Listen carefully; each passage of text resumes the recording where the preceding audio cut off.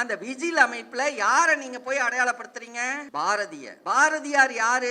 எளிமையாக எழுதினாராம். வள்ளலார் பாடல்லாம் மிக கடினமானவையா?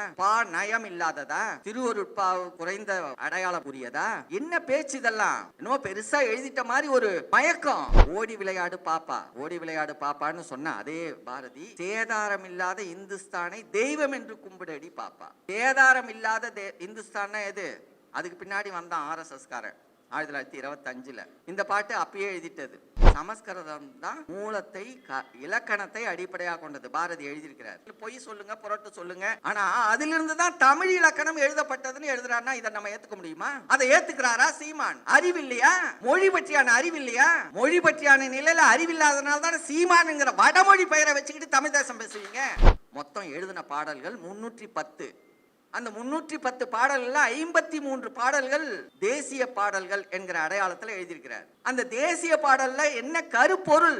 6 பாட்டு தான் தமிழுக்காக எழுதியிருக்கிறார். அந்த 53 தேசபக்தி பாடல்கள்ல ஒரு 3 இடத்துல தாங்க இந்தியான்னு குறிப்பிடுறாரு. அதுவும் இந்துஸ்தான் குறிப்பிடுறாரு, இந்தியான்னு குறிப்பிடுறாரு. 30 இடங்களுக்கு மேல பாரத மாதா, பாரத தேசம், பாரதம் பாரதம் பாரதம்னு குதிக்கிறாரு மனுஷன். யாரு? பாரதி. பறையர்களை ஈனப்பறையர், எங்க இருந்தாலும் பறையருக்கும் இங்கு தீய புலையருக்கும் விடுதலை. தீய புலையர்னு சொல்றாரு. எப்படியா ஒத்துக்க முடியும்? நாம் தமிழர்னு கை ஓங்கினா போதுமா? இருக்கிற தமிழை காப்பாத்துங்க முதல்ல.